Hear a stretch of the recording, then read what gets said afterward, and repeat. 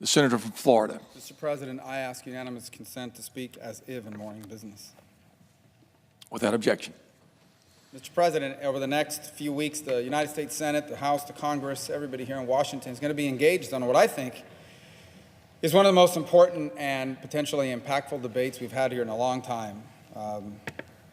For a place that's been so criticized for not doing anything, we have a chance to actually do something that's going to matter and help real people and help the country, and it's called tax reform.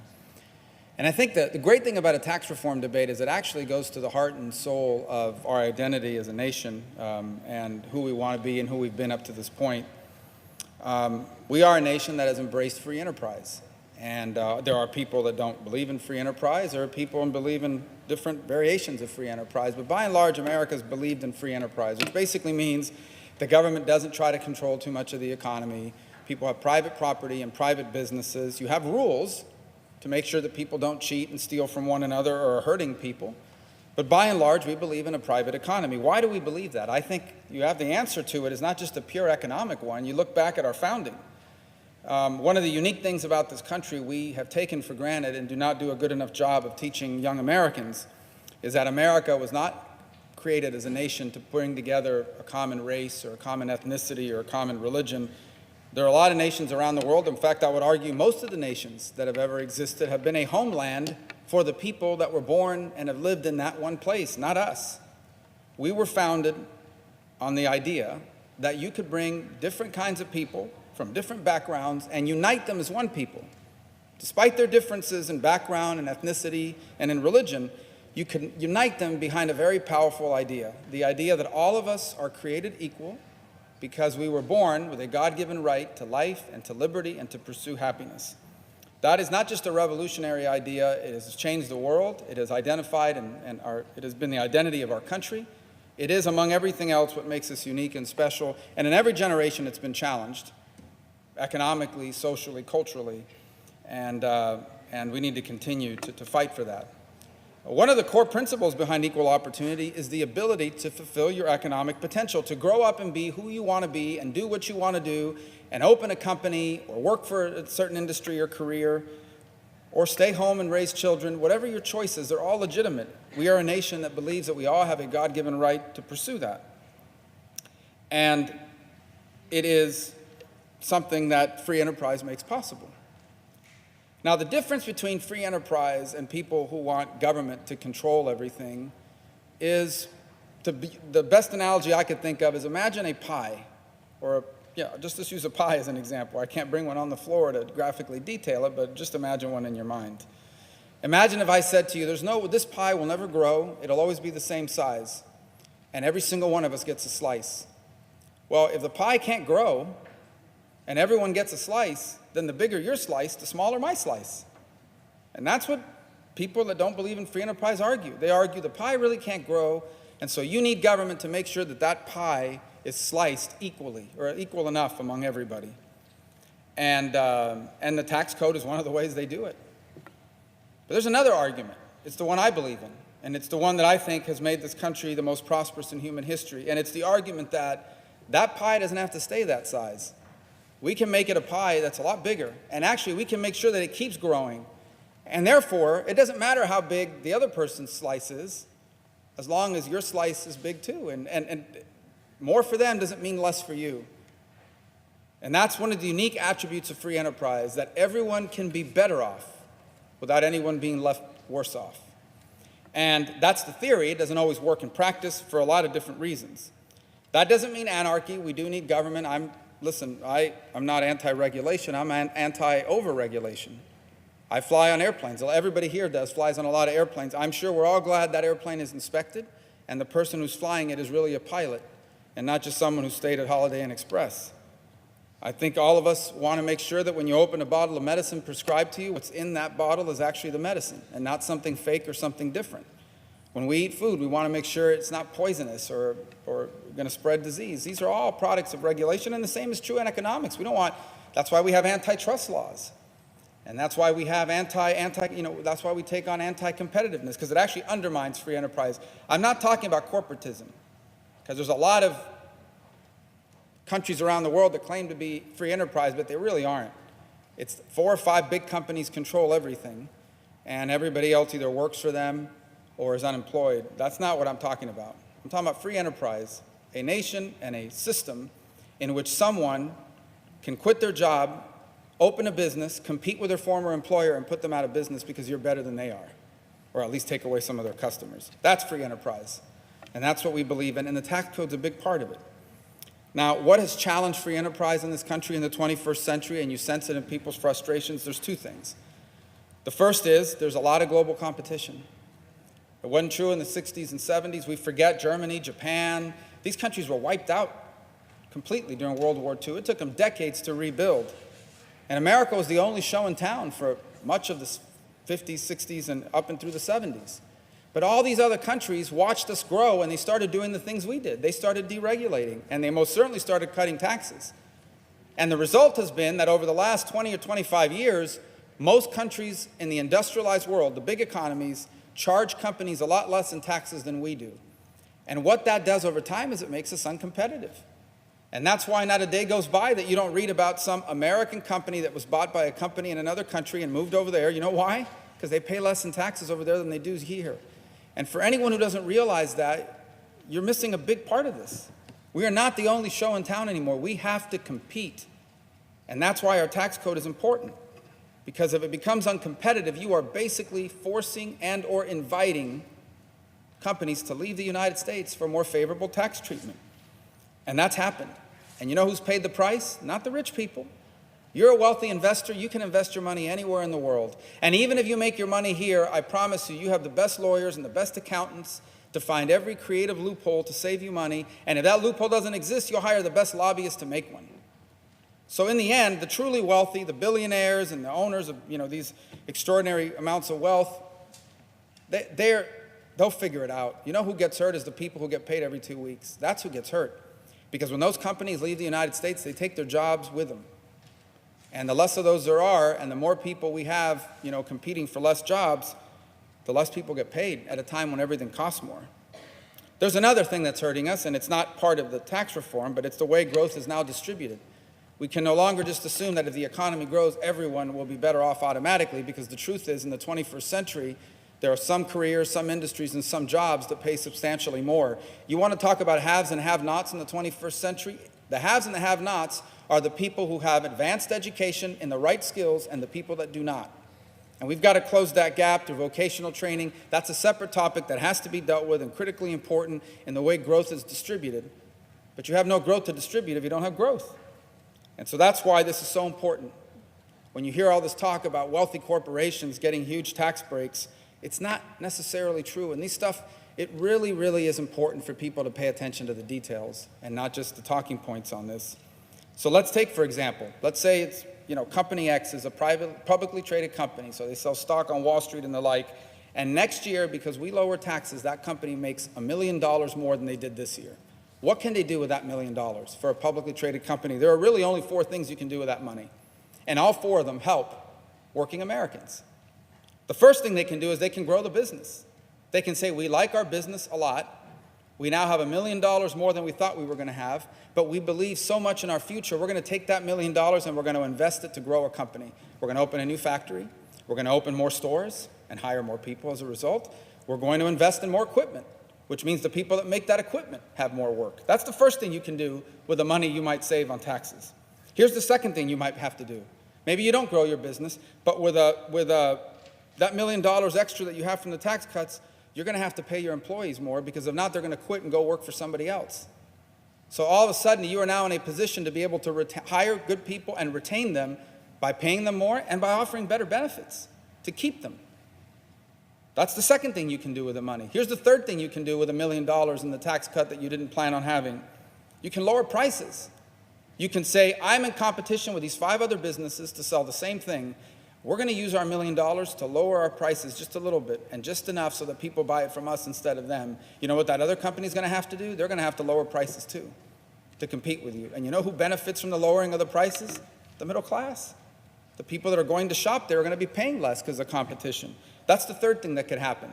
The fourth thing that can happen, and the one that gets the most criticism, is, well, they'll just pay it to the shareholders in dividends. Okay, who are the shareholders? The shareholders are wealthy people that trade on this Wall Street and spend all day in front of a computer and have these brokerage accounts that handle their accounts. They are part of it. You know who else is shareholders? Millions and millions of Americans. If you are a firefighter or a police officer with a union pension, you are a shareholder. You might not be aware of the companies you have shares in, but it's in your pension, and the future of your pension will depend on how those investments go. If you're a 401k holder, you're a shareholder. Just because you're not in front of the computer every day checking your TD Ameritrade account to see how much money you have in X stock and Y stock does not mean you're not a shareholder. You're a shareholder. Virtually every sort of investment mechanism for retirement in America is invested in what they call equities, is invested in the market, is invested in stocks and bonds. And if in fact those things are doing better, it's helping you retire. So that's why the business side of this is so important. It will help grow the economy, but it actually will also help people because there's nowhere else for that money to go. The other type of small business, which is actually the majority, or the other type of business, which is the majority, they call a pass-through. Okay? And that is what most businesses are organized as, and that is you pay on your personal rate. So you're a small business owner with 3 employees, you're an S corporation.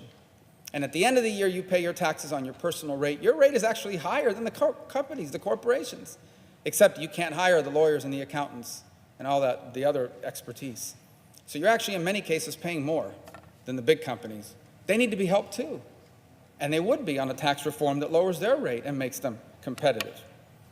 So beyond ensuring that people are either going to have better retirement funds, lower prices, more pay, or more jobs, and that we're helping small businesses, the vast majority of which are owned by people that are not multimillionaires and billionaires, the other thing we can do to help working class people in this country is an expansion of the child tax credit. And it's an idea that Senator Lee and I have been pushing for the better part of 2 years. And it wasn't always universally popular, but I'm going to explain 3 reasons why it's important. In fact, not only is it important, it has to happen. Because if you don't do that, if we don't do that, then someone could argue this is not a middle-class tax cut. But if we do it, it'll be perhaps the single largest middle-class tax cut in modern history. The child tax credit is a credit you get per child. Obviously, it phases out at some point the more money you make. Why do we have it? We have it for 2 reasons. Number 1, because we truly believe that the family is the most important institution in society, and parenting is the most important job you'll ever have. I don't care what you are. You're the president, you're a senator, you're a congressman. I don't care what you do. The most important job you will ever have, the most influence you will ever have, the most impactful thing you will ever do is raise a family. So our tax code accounts for that, and it should. The second thing is raising children is expensive. And if you're raising children right now or have any time in the near past, you know how expensive it is. I don't know where they get these numbers, but it sounds right to me. Our Department of Agriculture estimates that to raise a child from the time they're born to the time they're 18 is about $230,000 per child. That's a staggering amount of money. That doesn't even count college, by the way. All you have to do is spend just 10 minutes. Just go out one day this weekend and talk to the people you know who are working parents and ask them. And they're going to tell you one of the most expensive things they face, especially between the time their children are born and the time they turn 4 or 5, is childcare. In over 2/3 of the states in this country, it costs more for childcare than it does to go to college. So imagine you make $800 a week that you take home, but you have to spend $400 a week on childcare for your 2 kids. That's half your paycheck.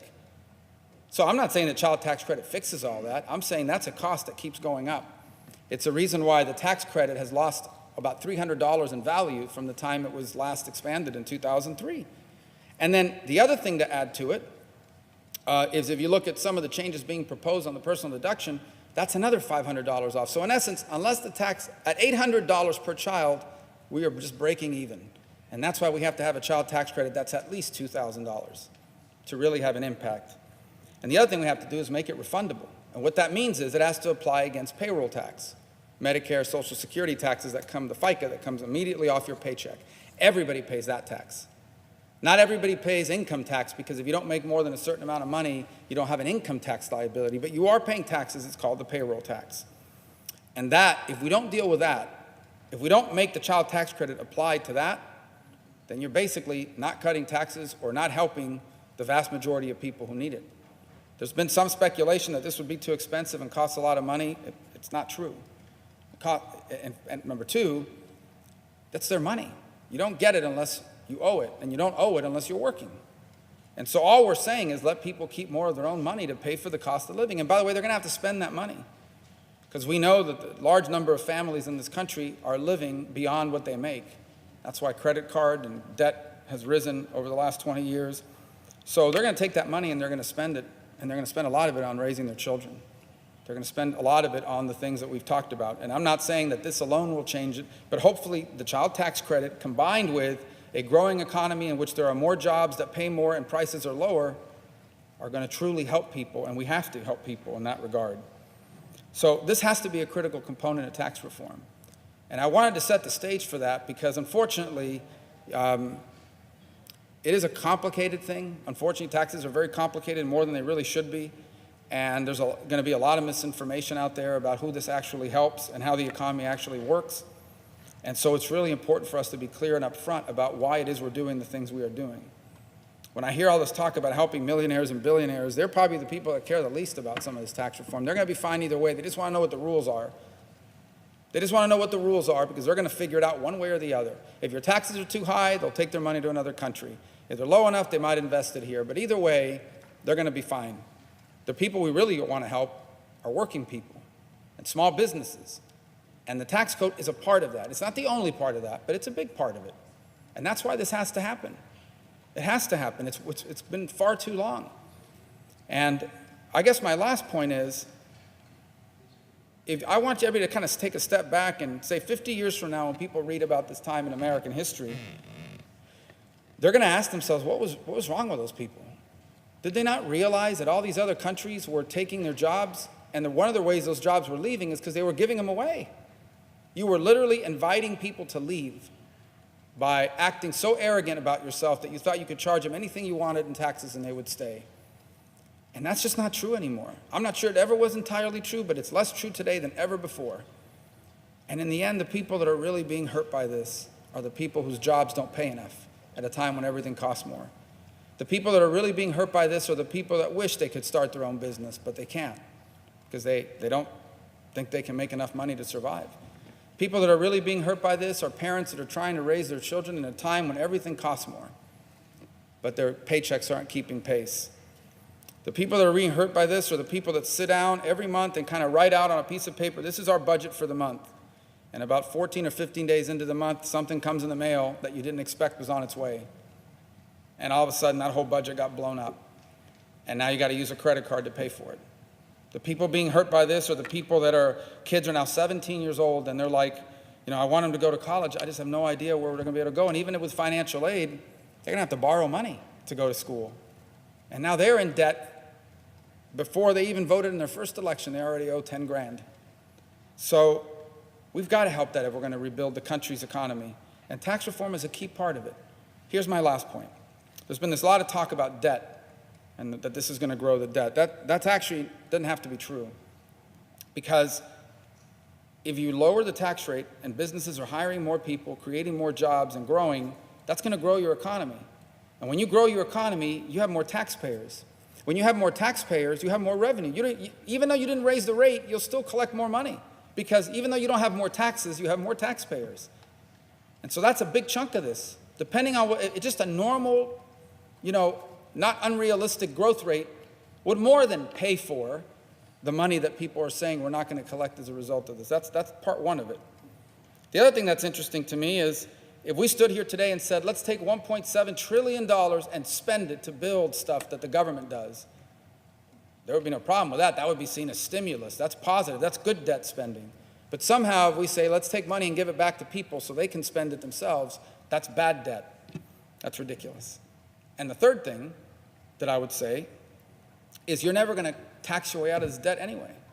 Even if we taxed everybody in America next year, if everybody in America that made $1 million next year, we confiscated every penny of it and said, your tax rate this year is 100%, it won't even make a dent on the debt.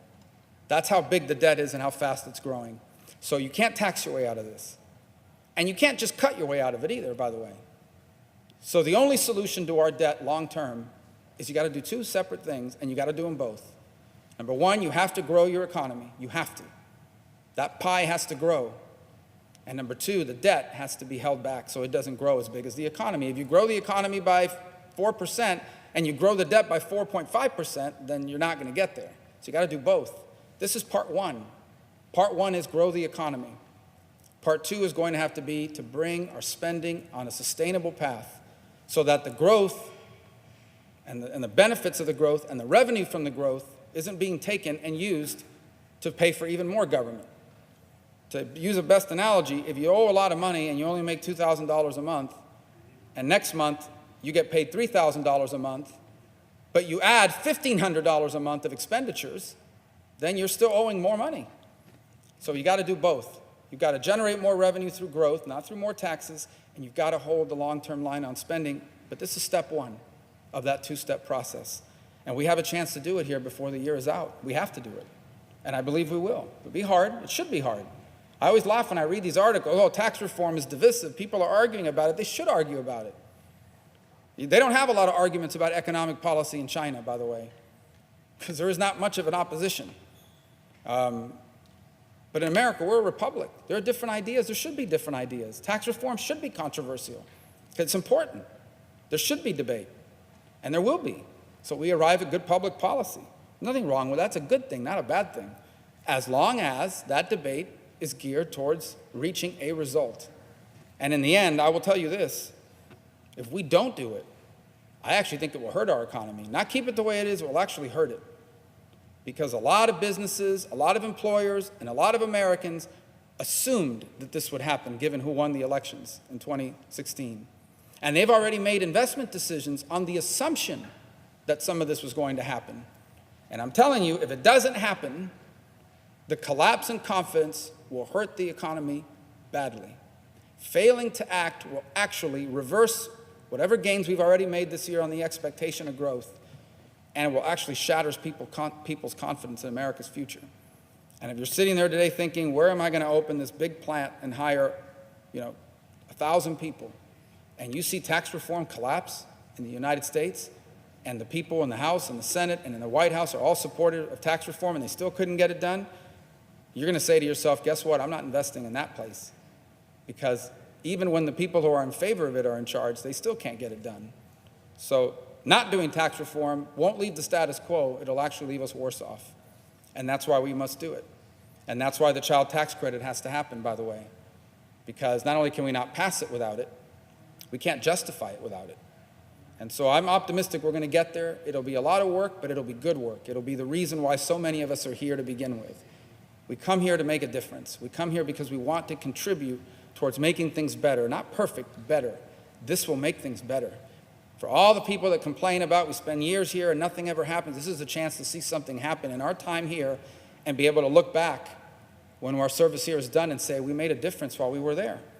And that's what we're endeavoring to do. And I'm excited about the fact that I believe we're going to do it. It'll be long, it'll be hard, but it'll be fun, and it'll be good for our country and for our people. And it'll be, if we do it right, one of the most rewarding things any of us will ever do in our time here in public service. With that, Mr. President, I yield the floor.